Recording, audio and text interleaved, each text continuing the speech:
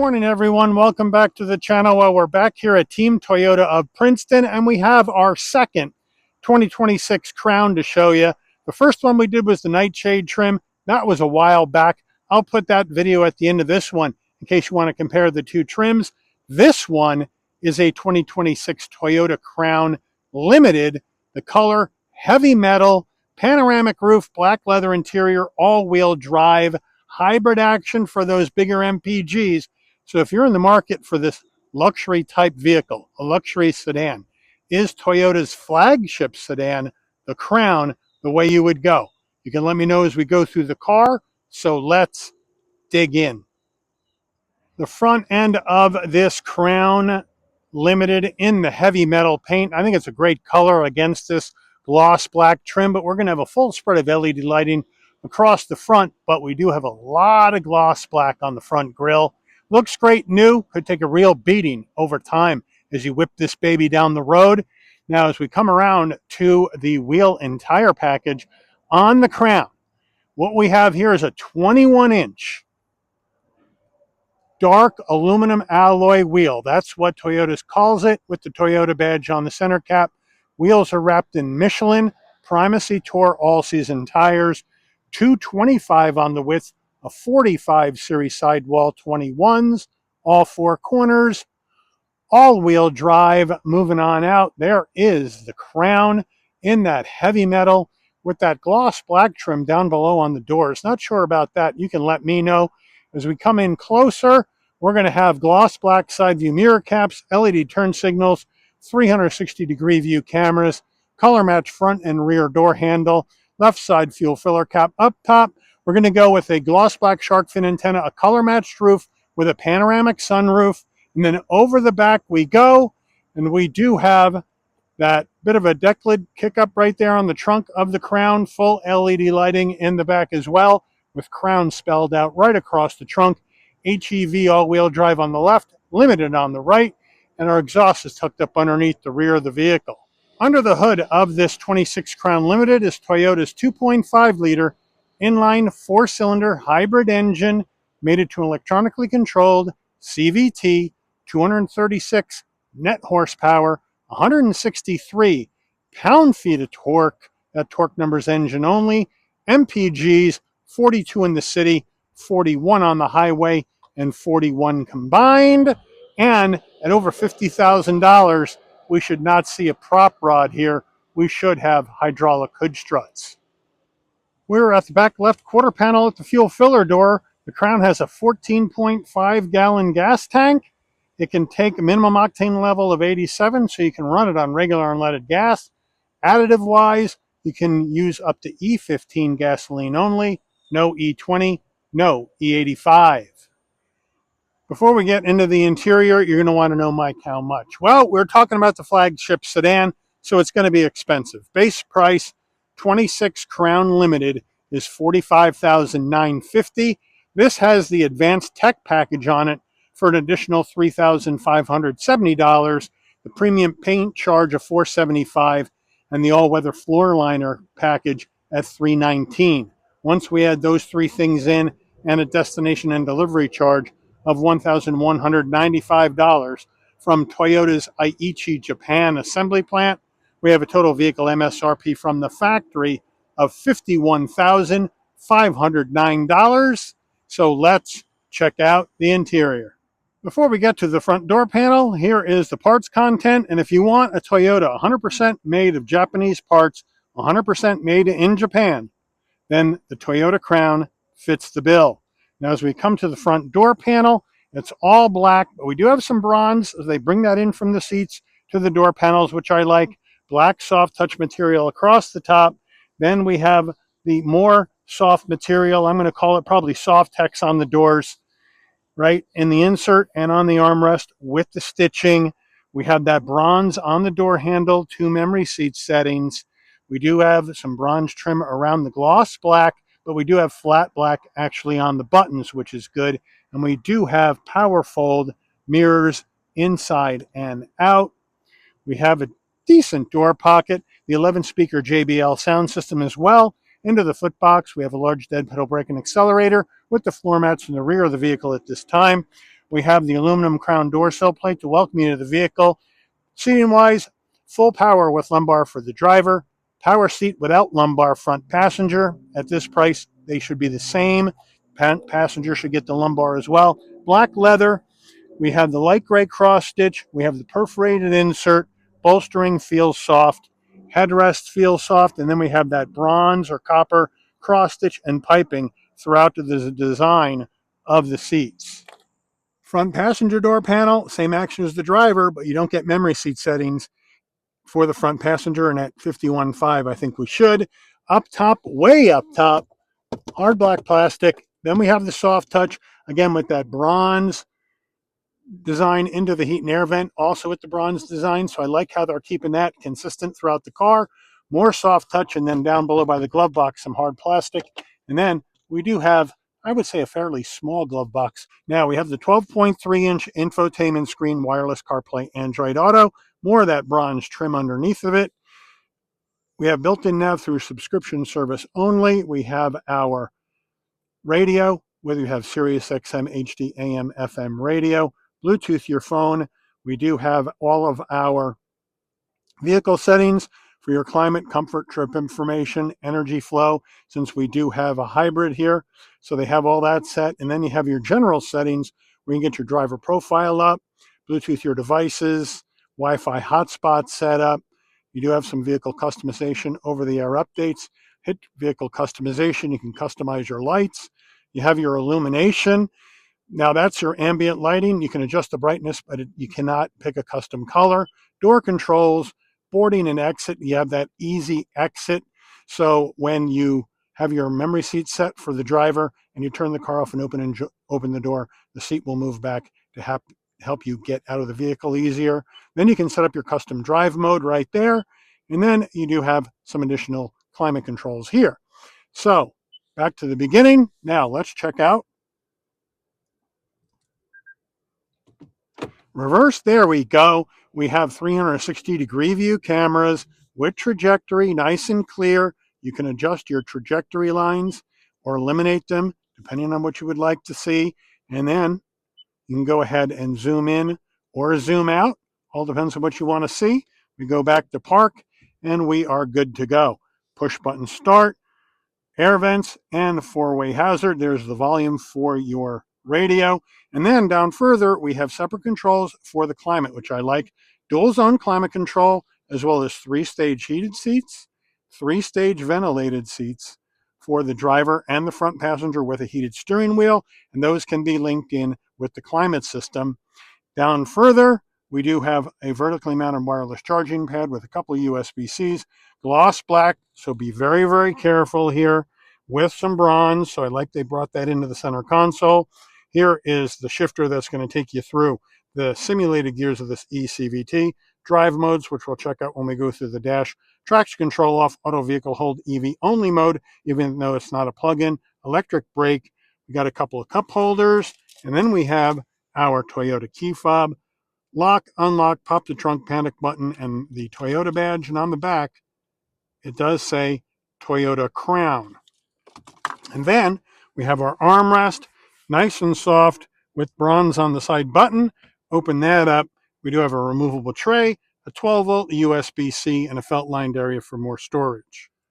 Crown steering wheel, leather wrap wheel with the light gray cross-stitch Toyota badge on the horn button, round bottom wheel. But I have enough room to get in and out of here 5'11", and with the easy access seating, where my seat's going to move all the way back to let me get out of the car and not hit my knee on here, then that's a nice touch as well. But it should be in a luxury car like a Crown. Now, as we move on to the switch gear, we do have that bronze. Again, tying in the wheel, which I do like. We have some gloss black down here for your voice commands and volume, and then flat black up top for the telephone commands and the controls for the digital dash.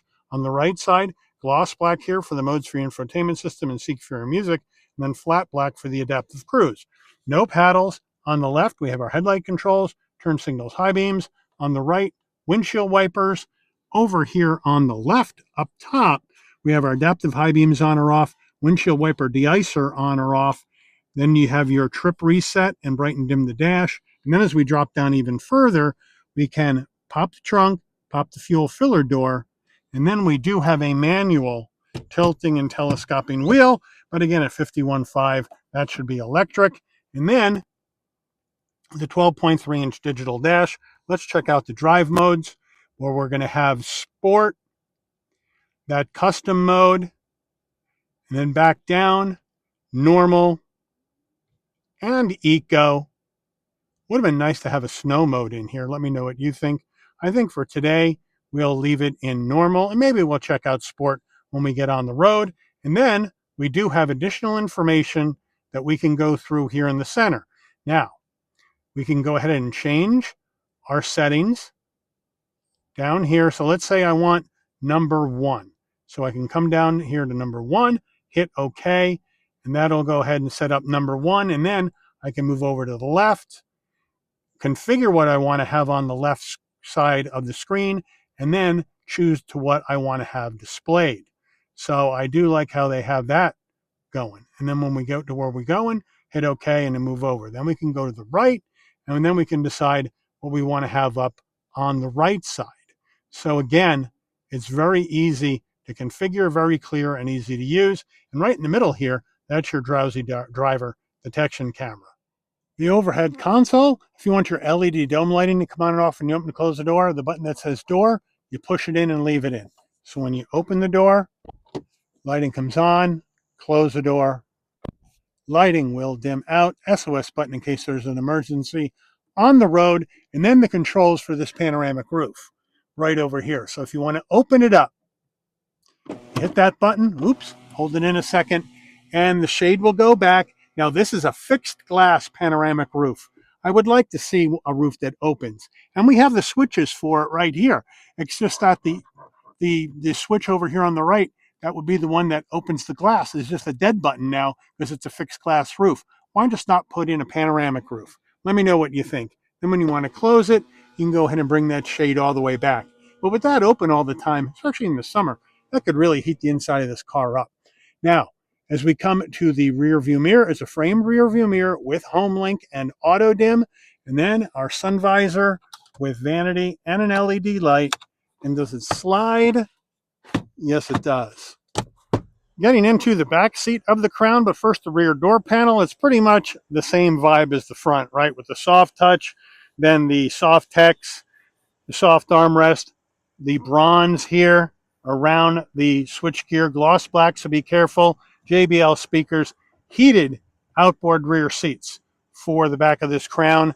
And then I have the seat set for my driving position, so let's hop on in now. It's a larger car, so I shouldn't have to duck and twist. Well, I do have to duck because you have the sloping roof. So over 5'9", you're going to have to duck. But now once I'm in, I barely have enough room for my head, believe it or not, because this thing comes down from the panoramic roof. It juts way in, and this is where my head is going to be when I'm sitting.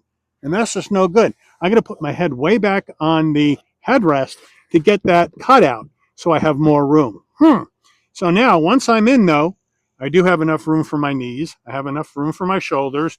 We have the leather all the way down, seat pocket behind the driver and the front passenger. And I have the bronze continuing into the back, which I like, on the doors and on the rear of the center console. A couple of heat and air vents, a couple of USB-Cs. And then the back seats, same leather with the piping and the stitching and the perforation. Very, very soft. And then our armrest, you can bring that down. It is super soft. We open up this, we got a couple of cup holders.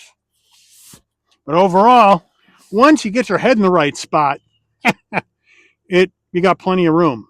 But if you're over 6 foot tall, you could have an issue with headspace back here with this sloping roof line. Getting into the trunk of this Crown, well, you can pop it from the key fob, you can pop it from the dash, or you can come to the back, and right over here, almost diagonally up from the W, there's a button. You hit it, and you lift up. Nice and light, nice wide opening, 15.2 cubic feet of cargo space in the back of the Crown, only slightly bigger than the 15.1 cubic feet of cargo space in the back of the Camry. That's interesting. Here are the carpeted floor mats. Here are the all-season floor mats. Actually, the box has the all-season floor mats in it, not carpeted. And then underneath here, we can lift this up. And we do have tools jack and a spare. So thank you, Toyota, for the spare. And we do have some extra kickouts on either side. And if you don't have anybody in the back and you need more room, you do have levers in the trunk that you can pull. And then you can let the rear seats down. Go around to each door. You can pull the seats down. 60-40 configuration.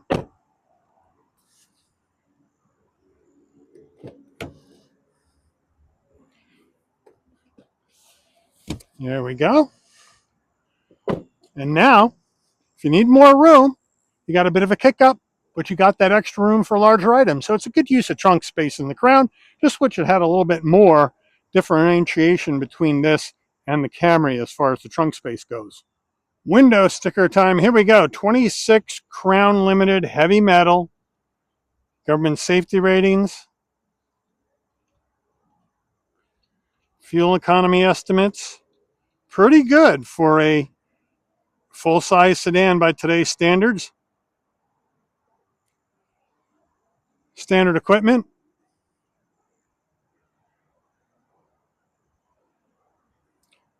Toyota Safety Sense 3.0.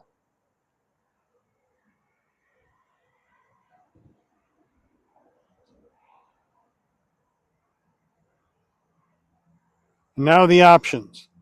The advanced tech package, the paint, and the all-weather floor liners.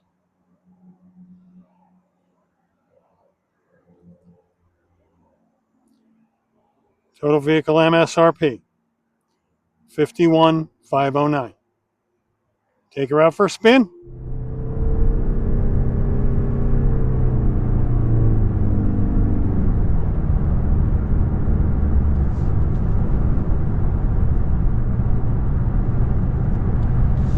All right, folks, we're out on the road in this 26 Crown Limited. Seats are really comfortable. The suspension well damped. It feels good on the road, nice and smooth drive like you would expect. We're up here at highway speed. Wind noise is minimal, which you would expect in a Crown. But the ride is great, feels good. Nice and smooth. Let's go over these bumps. Suspension feels good. Right, you got the larger screen, you got the leather interior, super comfortable soft seats. Right, you have heated seats, ventilated seats, heated steering wheel, wireless charging, USB-A, USB-C connectivity up front and out back, rear heated seats. Plenty of trunk space, nice and comfortable. You got the panoramic roof, even though I'm not a fan of the fixed glass roof in here. You still got it if you want it. The handling is light, but it's fairly direct, just like you would expect in a luxury car, which is what this Crown is. But here's the deal for me. It is bigger than the Camry. It is heavier than the Camry, yet the Camry SC all-wheel drive at $35,000 has, with all-wheel drive, has 232 horsepower, 163 pound-feet of torque. This at $51,500 has 236 horsepower and 163 pound-feet of torque. Only 4 more horsepower for a car that's larger and much heavier, which means it's slower than the Camry SE all-wheel drive off the line, and it's louder than the Camry SE all-wheel drive off the line. And I can get a Camry SE all-wheel drive if I don't want to go crazy on the options, $34,000 to $35,000, and this one's $51,500. And yes, I get a larger car, and yes, I get a more luxurious interior. Yes, I get more amenities. Yes, I get softer seats, but I can't get over the lack of performance out of this hybrid engine in this Limited. I'm going hybrid max all the way in the Crown. Love how it drives. One of my favorite Toyotas. But hybrid max configuration for me only on the Crown. Yes, I'm going to spend a lot more money, but then I'm going to get 362 horsepower and 400 pound-feet of torque. Sacrifice some gas mileage, but get the performance that I think this car deserves, given its price point in the segment. Now we're going to come down here and we are going to do a turning radius test. Here we go. 19-foot turning radius on the way around. No problem. Now we're going to switch over to our sport mode and let's see what happens. Okay, you get more of a throttle response, but that engine's still fairly loud. And I know some people might not agree with me on this car, but that's just my feeling behind the wheel of this at this price point. However, you do get an average of 41 miles to the gallon in combined driving.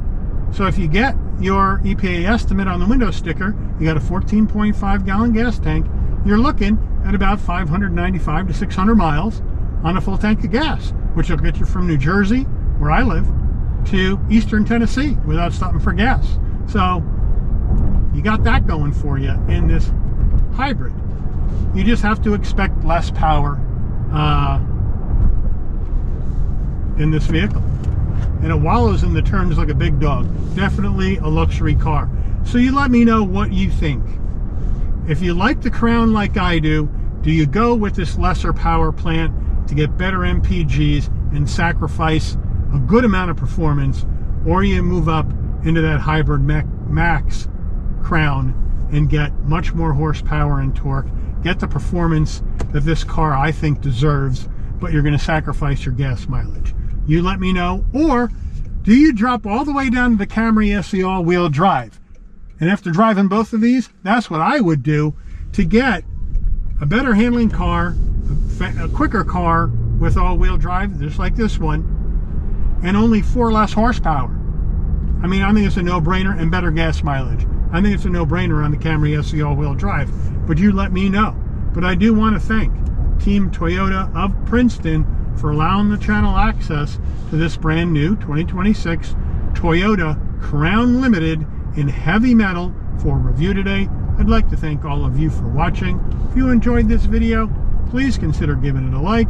Please also consider subscribing and turning on that notification bell so you never miss another Shabby's Rides video. And I'll see all of you on the rebound. Take care, everyone, and please don't forget, like I just did, to drop a comment, give it some hype points, get it up in the rankings. That would help me out a lot. And I'll see all of you on the rebound. Take care, everyone.